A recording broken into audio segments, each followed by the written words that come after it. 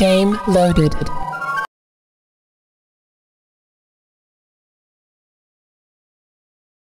Hi, and welcome to an edition of Lessons Learned with your host, Rafael Piñero. Welcome back again to the Mathsquad Community Podcast. With me is Arthur Perkins of AP Gaming. Hello. Howdy. And we're going to be talking about meta versus gameplay. And what do I mean by that? Well, we mean that many games starting in the late 1980s had a lot of meta, a lot of story, a lot of attached novels, etc. But often the gameplay didn't quite well capture the material that was attached to it, right? So a lot of writing came out. You know, you had the Dragonlance novels and D&D. FASA and White Wolf were great at creating books that had a lot of short stories and stuff like that. But somehow, when you went to use the systems, it just didn't seem to work.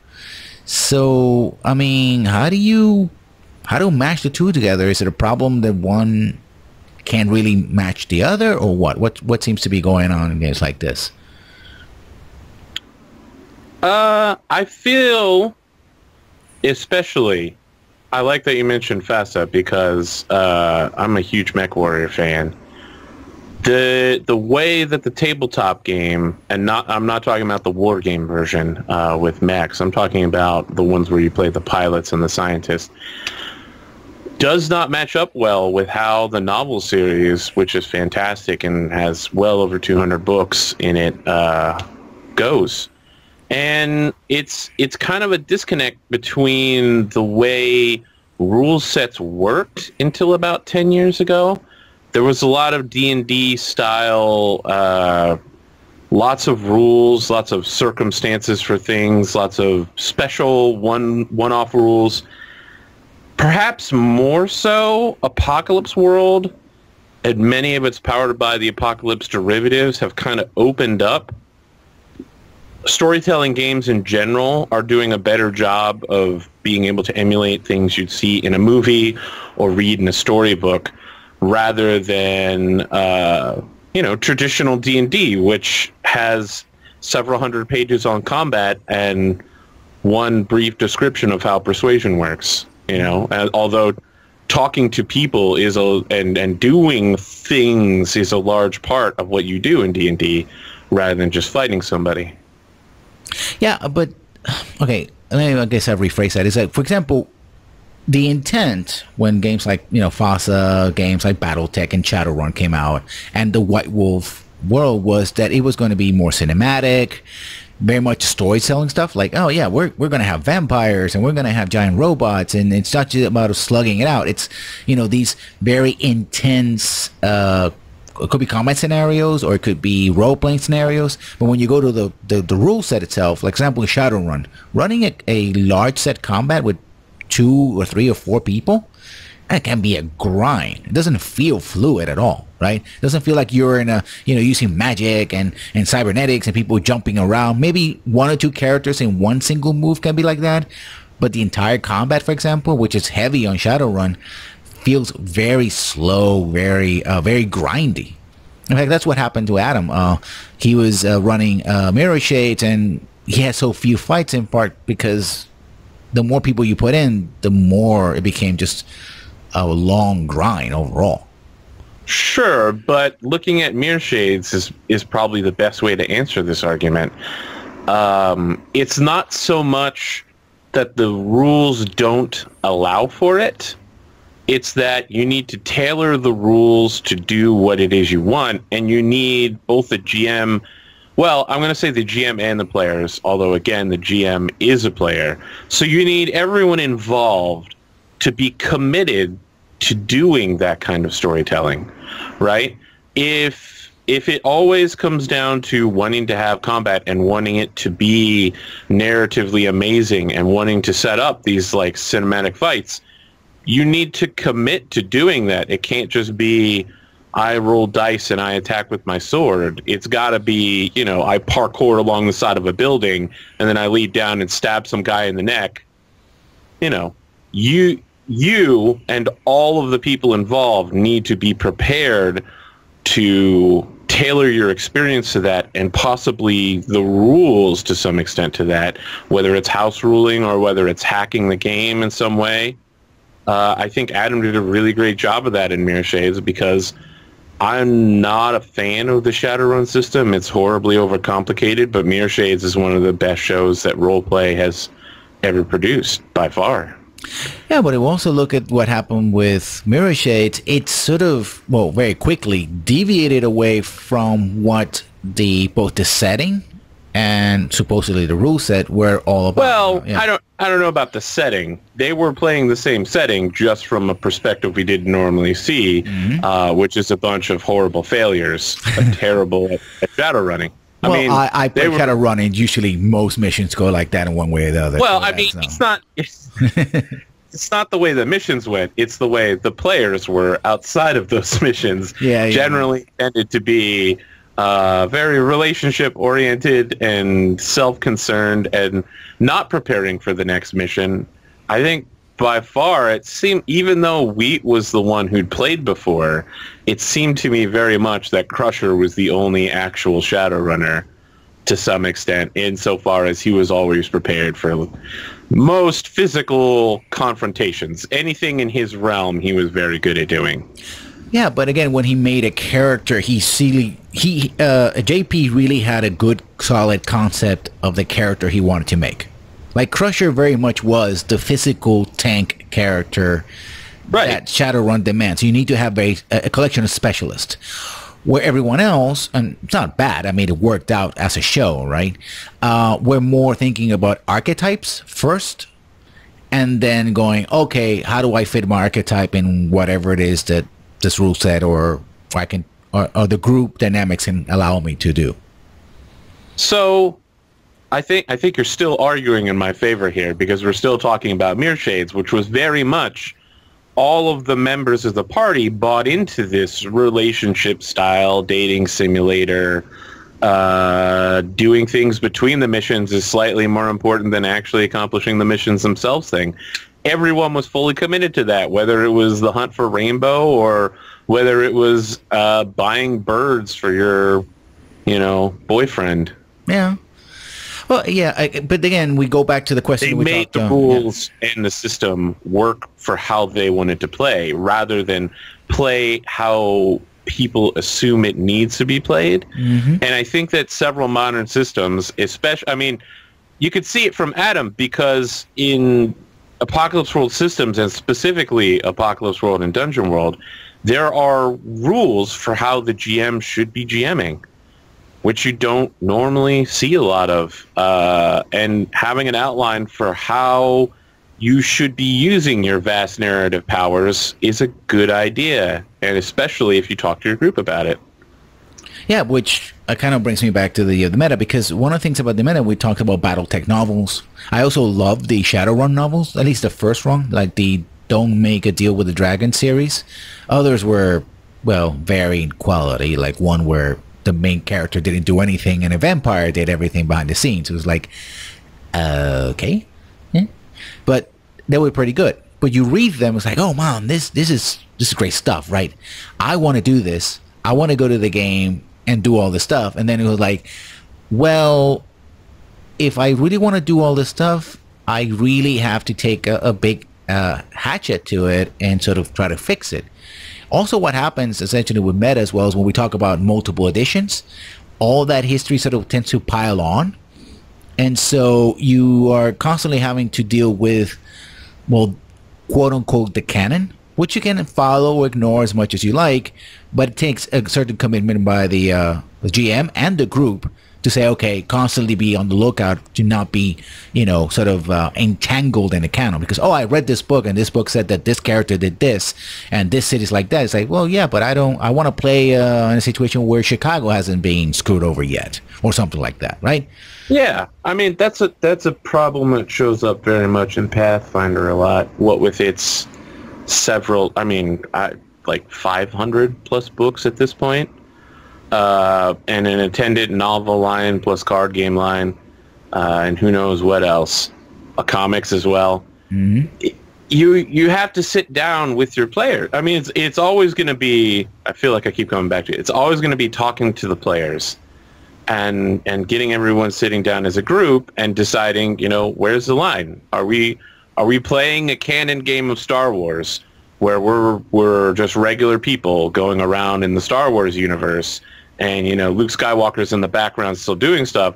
Or do we divert heavily from that and maybe we're the heroes of the rebellion? It's a decision you need to consciously make with your group, and you should probably make it, if not before the game starts, then as soon as possible when it becomes a problem. I think you basically talking about balance of power here, which is has in it the ability. I was actually talking about my own Star Wars show. Which I've seen also, which is excellent. By the way, people should check out AP Gaming, by the way.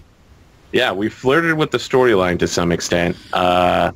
And after 30 episodes, we finally had an encounter with Luke Skywalker because it was narratively appropriate. Mm-hmm. I've been tracking the timeline fairly well, trying to stick with canon as much as possible.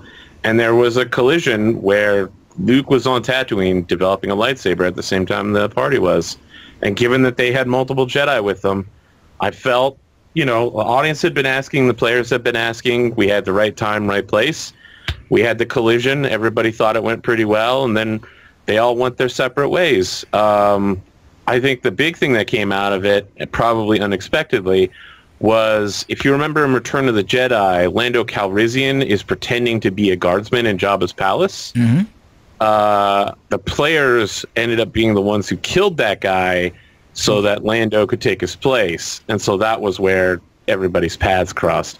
And, it was nice to dip our toes into the huge meta story. And from there, we went our separate ways. No one was like, oh man, we have to stay with Luke forever, because we talked about it ahead of time. And I was like, yeah, we have this opportunity, players, that we could cross paths with the major character here. I mean, do you want to stick with it, or do you want to just keep going with the story we have? And they decided universally, our story is more important than the Star Wars universal backstory. We need to continue the path we're on. Yeah, that's another meta element of, talk about Luke Skywalker, is that often, because the fiction has their own heroes, and the heroes, if they don't start being the most powerful beings in the story, they really get up there pretty quickly, right? So if you introduce a Luke Skywalker or a Darth Vader or something like that, it's all of a sudden balance goes out the window, and even the focus may go out the window, because it's okay, this character is so important in the meta that it kind of clips what your players are doing. That's the Dritz problem, right? Any single problem in the Dritz land can be solved by some old wizard smoking a pipe, or by Dritz. Mm-hmm. They're so ridiculously powerful with Elminster and Dritz that they can just literally roll everybody. And there's no reason to have regular heroes come out. By the exact opposite, if that's the kind of game and I should outline this. If playing in a game where the players are not the ultimate badasses, where they are just one of many heroes in the world, even as they level up, they're still not going to be the most badassest of them all. But more importantly, it's also a matter of influence, right? Just because you have a magic sword and some shiny armor doesn't mean you're capable of calling upon 5,000 people to fight in an army with you, or, just because you have a lot of money doesn't mean you're a noble.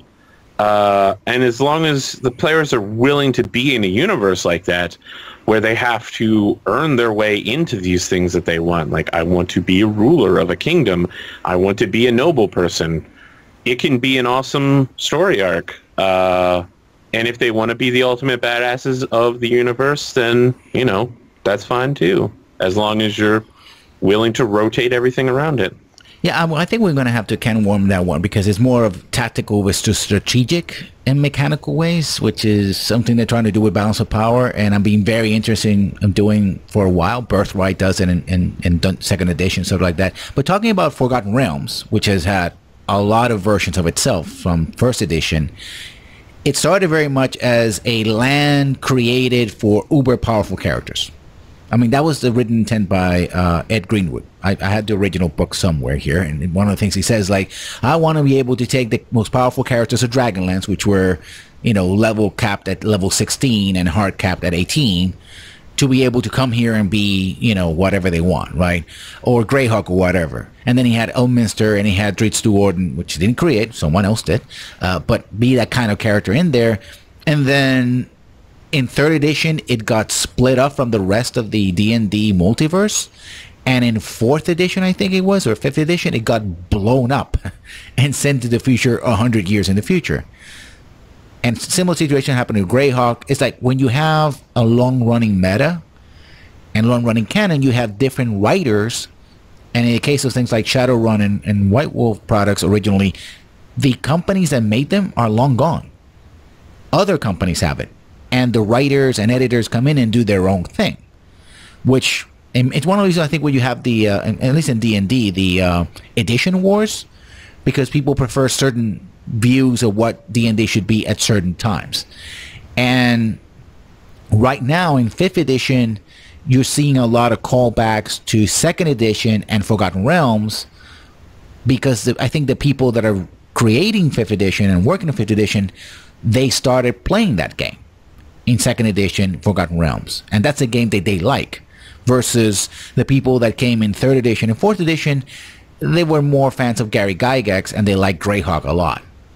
But a lot of people who got into 2nd edition when they made the jump to 3rd edition, it's like, but we like Forgotten Realms, and you kicked into the curb Greyhawk. And so again, the meta or the conflicting metas can also be problematic. And also you have Ravenloft, which is also a way where a lot of major characters from different worlds got thrown in there as well. So their meta just got convoluted to all hell and back. Not to mention video games and everything else. So that can also happen. Drift and it can be like a big burden on stuff. I mean, it can really, if you let it, it can really become sort of a big weight on your campaign.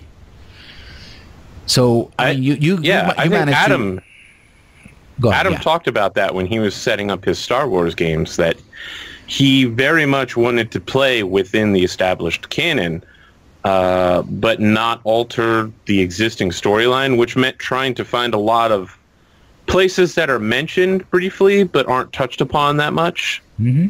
I think Tarsus is a good choice. Like, it's a out-of-the-way world, mentioned briefly, had some stuff happen there. Nothing major has happened since that time. Since KOTOR, the original KOTOR, yeah. Yeah. Which was a super duper long time ago. Mm-hmm. And none of the recent Star Wars novels or comics are like, hey man, let's go to Tarsus. That's a happening place. Luke was there. Also, I think, go ahead. Yeah, I mean, like the burden of history of a world, or in this case of systems and editions, can get very cumbersome, especially when you're looking at a game like Shadowrun, which I think covers like 100 years through its edition. Am I right in that? From like 1st to 5th? There's not only there are serious changes in the rules, but those rules changes are accompanied by huge lore decisions, like the arrival of Technomancers, yeah. It's the backline story. Right now, it's alternate history right now, because the original game came out in 1989. And essentially the timeline started around 1995 to the year 2000, the major changes. Like, it didn't predict the end of the Cold War. It happened, I think, the original book came out like a couple of months before the Berlin Wall collapsed. So they couldn't really predict that. And so almost immediately it was alternate history. And from there, I think the latest version goes to 2075 to 2080, if I'm not mistaken. With 2060 was I think the baseline for the original first and second editions. So there's been a drift about 20 to as much as 20 years at least. And also changes in technology as well. Like back in the day when 1989 came along, you were still using floppy disk, and CD-ROMs were first coming out for music, and people were still using some people were still collecting laser disc, and Walkmans were the thing. So storage, like dealing in megabytes, was something that you only could do in your hard drive, maybe in one floppy disk if you have the 3.5. By the latest, the 4th edition, essentially they said, there's no memory or storage cap. You can have as much data as possible because it's all distributed through the net, and they threw in out there instead of virtual reality, which always been there, through wireless technology. Wasn't there before, although one would argue that we would have to go back and have wire technology if we're going to do direct man-mind interface. But, you know, it's stuff like that, which means that if you have to do again like they did in Mirror Shades, that if you want to go back to first edition, in essence, you have to play a retro game. Yeah, go ahead. Weed in his little cell phone watch. Yeah. And it was the hottest commodity on the market. Yeah, you have to do it retro, which was pretty cool. But there was always that question. It's like, okay, is this song or this thing in this universe? Because, you know, we're playing like the future of 1989. I mean, sure, but they solved all those problems by just talking about it. And that's the way you can overcome a lot of problems. Mm-hmm. Is just say something. Yeah, that watch, by the way, so sort of completely side note, that doesn't need to do with anything. I saw a kid the other day at Starbucks, like 5 or 6 years old, and she had one of those calculator watches. And it had to be brand new, right? I'm like, I haven't seen that since I was in the 7th grade. I mean, that was pure 80s. Like, oh, you can have a calculator in your wrist. And they're still selling them. Probably they're just selling like $5 each. Or maybe they're selling them very expensive. So again, stuff like that can really change things. We both talk about adapting existing universes like Star Wars, or universes that have been created by RPGs. Is the problem the other way around? Have you sort of experienced books that try to adapt the feel and look of an RPG to the point as it was a detriment to the book? Can we not? I mean, you're saying books, but my immediate thought is video game movies. Yeah. And especially none more sinister than the Dungeons and Dragons many attempts to make terrible movies. Attempts to put those mechanics into a movie have been failures. On the other hand, I've talked about this particular one many times. There is an anime called Record of Lodoss War that it is based off of an actual play of, I think it's an AD&D game that a bunch of Japanese screenwriters put together. And Record of Lodoss War and its sequel, Chronicles of the Heroic Knight, are fantastic. You can see the mechanics of D&D in play there, and you're never like, oh man, this is so dumb. You're like, oh snap, that dude definitely just rolled a critical. That dude just totally saved a fear check against, dragons, and that other guy did not at all. But more than that, it's weird because Record of Lodoss War, it started as a game, became an actual play, became a light novel, became an anime.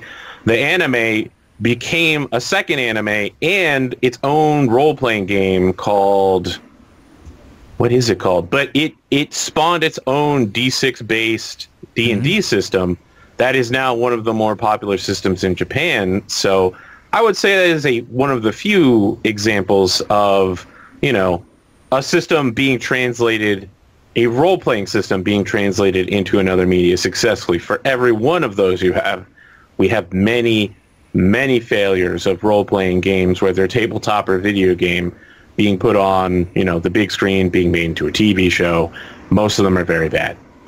Yeah, well, I'm talking about movies. I think people say, oh, a lot of video game movies are failures. And I say, well, that is not exactly right. Because we're going to do battle over this one, I can tell. Because I do feel that movies that use the theme of video games, as opposed to just trying to be a direct, I'm going to take this idea from Assassin's Creed or whatever and just put it on screen. Actually, very good video games, movies. Like, I remember Cloak and Dagger from back when I was a kid. It was all around this video game. We even can talk about War Games as sort of being a video game themed movie. was the one. The Last Starfighter. And not Pixels. Pixels, we're not going to talk about that. The Disney one. Wing Commander. Just... no, didn't. But I think, ironically, the problem with Wing Commander was that it couldn't decide with its look. Like, was it really emulating, say, World War II in space? Or was it trying to be very sophisticated? In one moment, it was a submarine classic, and the other one was a carriers. And then the way they talk was like, tried to be very military one level, but then we were very loosey, and the other one was like, what? It could have been a great movie, but it just was all over the place. But most video game themed, as opposed to direct adaptations, seem to do fairly well. Tron, even though you can say you can like one or the other, but for example, I like Tron a lot, and it's again focused on video games. Tron, I mean, yes, Tron is a very good movie to some extent. Many of the later remakes have their ups and downs, right? Because Tron Legacy had some very terrible scenes and some very good ones. Yeah, if you're talking about movies just based on video game themes, perhaps that's true. I don't know that I have an argument prepared for that specific notion. I've never had anyone bring it up before. All I know is that direct adaptations of role-playing games and tabletop games tend to be very bad. Horrible. Because you're not playing them. There's an emotional aspect to connection to your character and connection to your actions that I think it's the screenwriting for most of them is really bad. I don't know it's a connection to. So I think we can definitely use roleplay as an example here. Mm-hmm. Like, there are a lot of people that have done specifically Mirror Shades did the date animation. They never fully finished it, but they storyboarded it out. They did a bunch of animations and they did music for it. And if you haven't checked it out, you need to go watch it on JP's subreddit because the date is very good. And that was like 2 episodes in the making, right? That was like 8 hours to make like a 3-minute long GIF. Mm-hmm. And it was really good. I think it captured the show very well. A lot of roleplay episodes could be turned into a television show that isn't terrible. On the other hand, we have a D&D, movie where some thief guy is like running through guillotine traps and it's just like, I'm just going to jump across the blades because that's the thing I can do. And he gets tricked constantly because he's an idiot. And it doesn't have anything to do with being connected to the characters. It's just bad writing. And special effects. Bad cinematography. Like, just everything about the movie was horrible. Like, bad plot, bad writing, bad graphics. The CGI was from Magic was just like purple smoke everywhere.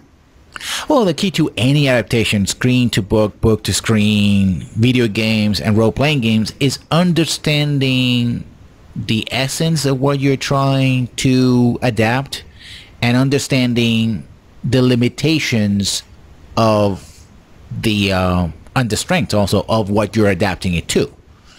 Like, I mean, in a good movie, if you have great special effects, like, say, Lord of the Rings, and good actors, you can make a story that at times can be a bit hokey into an awesome epic. But you also have to be very careful with editing. You have to cut out certain things. You may have to combine characters because there's only even when you have a budget to make 3 movies back to back, you still are limited by time, right? So there are things you have to understand. It's like, there's one Battletech novel I read years ago. I have it somewhere over here. It's written by Michael Stackpole, who has been a video game designer. They bring out Stackpole for all of the big novel series. He's also one of the main writers for X-Wing as well. Mm-hmm. Yeah, but the thing about Stackpole is I really like the way he writes his interpersonal stuff, and the politics is great. But in novels, the moment he starts to get technical, like that Battletech story, because he tried to capture sort of especially the tabletop, shot by shot, it was so boring. I was like, okay. Can I ask Can I ask which novel it was, actually? I have to find it somewhere. It's basically one of this. It's a post-clan invasion. It's So like third generation. Yeah, third generation. Essentially, it's this. There's two storylines going around. There's one where two cousins, one joined the clan, and the other one is the son. Okay. Of, Victor Davian Steiner, and he's in love with a princess from the Chinese-Japanese Draconis Combine. I'm up on it. Don't worry. Yeah. I may not have read the books in almost a decade, but I'm down with the storyline. Yeah, so I can't speak to the quality of his writing on the technical side of things, but a large part of the novels for BattleTech was less about describing the actions of individual mechs and more about the politics and the troop movements of the overall part. They were attempts to build the setting rather than the rules. Yeah, and I think that is, again, it plays to the strength of a book. Now, you can talk about characters, you can talk about political situations. You have to be, unless you're very lyrical in any book, doing this sort of blow by blow, which is a lot of amateur writers get into because they want to really get into the action. Every punch, every kick, can be very, very painful. Because I punch him in the face, okay, and I punch him in the knee, and I dodge, and I was like, okay, how about injecting some emotion here, some action here, and it can, and then I think the opposite, and then the opposite can also be true, like. Because in mechanics in game, you're rolling die and looking for those punches, dramatic punches and missile hits and whatever, trying to get the other aspects of politics, stuff like that. You have to really talk to the players and accommodate that. It's interesting that you bring that up because not everyone can be on a Brandon Sanderson, Patrick Rothfuss, Sarah J. Maas level of action writing, but something that all three of them have in common is that their characters are always doing something. It might not be well-written description of punches and kicks, but they're never standing around introspecting about things. Their characters are always doing something while they're resolving whatever the issue of the time is. And I feel like that's very much something that they've adapted from roleplay. I mean, Brandon Sanderson literally helped write the Mistborn Adventure game, so no surprise that he would be good at adapting role-playing game rules. But it's something you can see in tabletop games when one person takes control of the narrative for a short amount of time and talks about their backstory or delivers a monologue. It's not as exciting if they aren't doing something with it. Like if they're talking about I haven't seen Game of Thrones in years, but to some extent, I think Tyrion Lannister is someone who's always doing this. Even when he's giving dramatic speeches, he's always like physically moving around a room. He's always like, I don't know, threatening. I just said Tyrion, didn't I? But I actually meant his dad. God, I can't remember his name now. No, I think it is Tyrion. Tyrell? Man, this is gonna bother me now. Yeah, people are gonna get angry about missing. Tyrion's dad is the one who is always doing something. Tywin Lannister. Even when he's just threatening people, he's physically moving around and doing things and accomplishing goals through actions rather than just introspection or just words. So very much, I feel like role-playing characters, that's something we as players should be doing to some extent to make the game more focused on whatever specific scene you're in. The only reason the scene is there is because something important for you is happening. It's the reason why we don't have, scenes of everyone going to the bathroom in the woods. If unless you're going to ambush them with a bear, in this case. I mean... Yeah, but again, if you are ambushing them with the bear, something is happening, right? Like that's a thing that's happening. You should very much attempt to have every scene be significant in some way. It needs to be someone or something is striving towards a goal. There's action happening. Even if you need to take a time to stop and talk about things, something needs to be happening while you're doing it. Yeah. Although, I mean, again, it depends on which writers and fiction anyway, and their strengths and weaknesses. I mean, some people are very good at dialogue. Like, you could literally have two people just talking, or in movies, and be the most fascinating thing possible.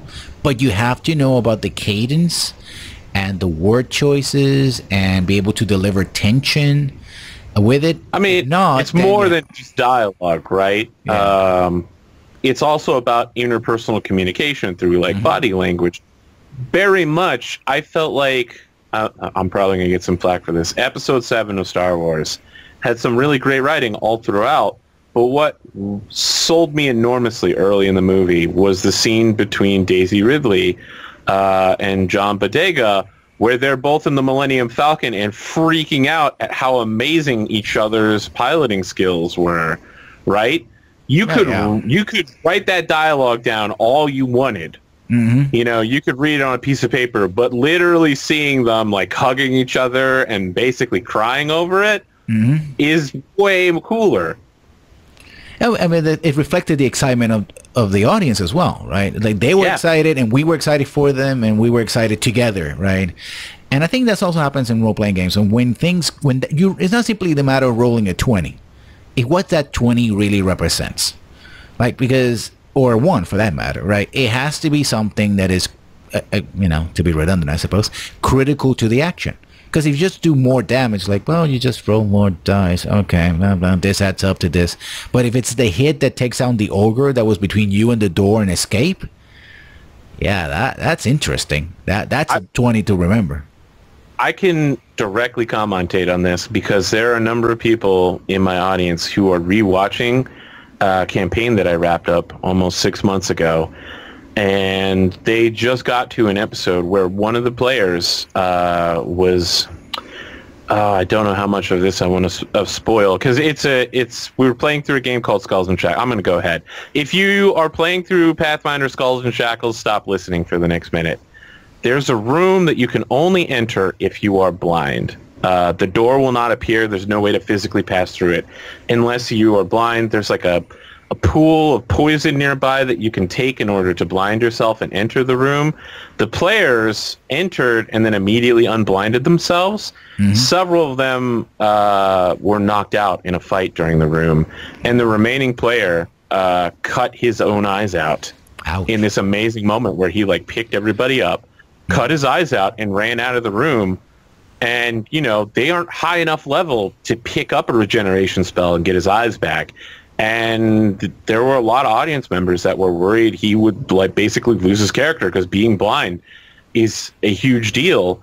And he solved it narratively and mechanically by becoming an oracle with clouded eyes, which gave him the ability to see while blind. And it was just that whole sequence of, self-sacrifice and then rising above the challenge was amazing.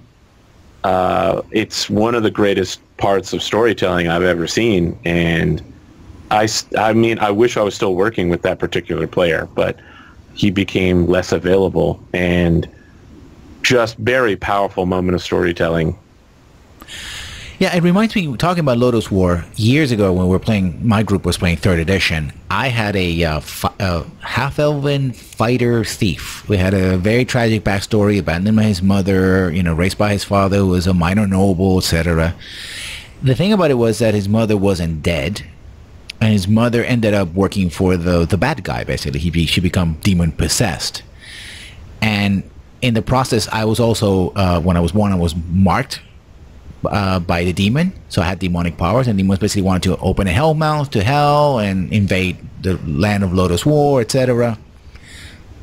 So we get to his base. There's literally a hell mouth on the floor, and there's this item that would either open or close it depending how you used it. He wanted it, we had it, I was the one that could use it. I threw it at the hell mouth, and it just literally stopped and hovered over the hell mouth, because it couldn't interact with it directly. It had to be used. So I decided to say, okay, fine. I'm going to run up to it. I'm going to grab it, and I'm going to throw myself willingly at the hellmouth. You should have seen the face of the GM, just the jaw just drop. Like, are you gonna do that? It's like, yeah, dude. We need to do this. You know, I'm not going to live with this curse forever. My character is a good guy, and he's going to make the sacrifice. And exactly what happened. He fell in the Hellmouth. The Hellmouth swallowing was closed up. The bad guy lost all his powers because they were demonic powers. He got killed. End of story. I mean, I like the character a lot, but it was a good way to go. Yeah. Right? I mean, it's not always that you get to choose how you go out as a character. So getting to do that in such a powerful moment is huge. And that's the stuff of which legends are made of in the tabletop community. And talking about Lotus War, we were playing 3rd edition. The irony was that we were using a lot, or at least the GM was using a lot of pre-made modules, pre-made adventures, published adventures from 1st edition and 2nd edition, etc., in the setting of Lotus War. So all the people who were playing very much like Lotus and seen the anime, etc., but the imprint of that was light enough that the GM could and did adapt these modules to the setting with little or no problem. That's another aspect of meta as well, because when you have, especially in the older editions of D&D and even newer ones, when you have a series of stories that have an imprint on how many people play them, and characters like that, pre-existing modules, they also tend to influence the canon and the meta as well. Because the events of that, well, here's the thing, it's like they could be resolved in any way or shape by the players, including complete failure or complete success, but the editors and writers kind of tend to decide, no, this happened and this was the ending to it, regardless of what happened in your universe. And you can ignore it, but someone else who comes in later says, oh, wait a minute, Vecna didn't die here, or he didn't live, or whatever, right? And now he's a god, and like, what's up with that? That didn't happen in our world. Actually, if you check Pathfinder has that problem. It makes all of its adventure paths happen I'm going to say non-chronologically, but I have to explain it. Each adventure path assumes that no other adventure path has ever happened. All of them exist independent of the storyline, and that particular adventure is the one big bad thing that's happening in the world right now.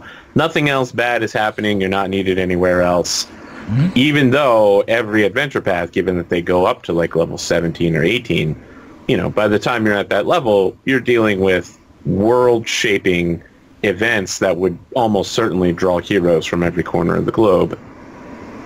Yeah. So, yeah.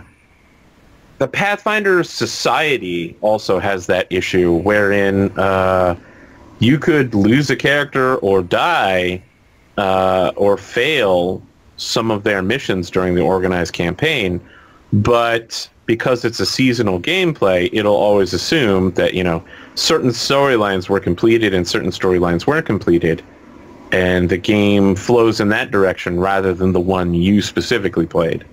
So it can be a disconnect, but that again is how much do you personally, you and your group, stick to the adhered canonized rather than make your own. Yeah. Well, since we only have one guest today, which is AP Gaming, we'll be cutting a little bit short, although we managed a couple of close to an hour worth of podcasting. As always, AP, can you tell us where we can find you on the interwebs? I mean, you can find me on Twitch, Twitter, YouTube, and Facebook, all at AP Gaming Real. I don't know, I think I'm at like 900 hours of tabletop RPG actual plays, so plenty of stuff there covering about 30 different systems. Yeah. And of course, you can find this podcast and every other broadcast on my YouTube channel, which is Lessons Learned on YouTube. And we didn't do a shout out in the beginning of the show, but we'll do it at the end, as always, with Adam Koebel, who is the grandfather of the Mathsquad podcast and the Mathsquad community, which is built around his Twitch channel. as well as you can find him on Twitter as Skinny Ghost, and also on Reddit as well as Skinny Ghost as well, and YouTube as Adam Koebel. And he's one of the designers of the Dungeon World series, and also the GM for many games under the Roll20 and Roleplay banners. So AP, thank you for having me, for being here instead of having you here. Well, thank you for having me. Yeah, and hopefully we can do this in the future. As always, if you like this or any video on my channel, please comment and subscribe, and we shall see you when we see you. Good night.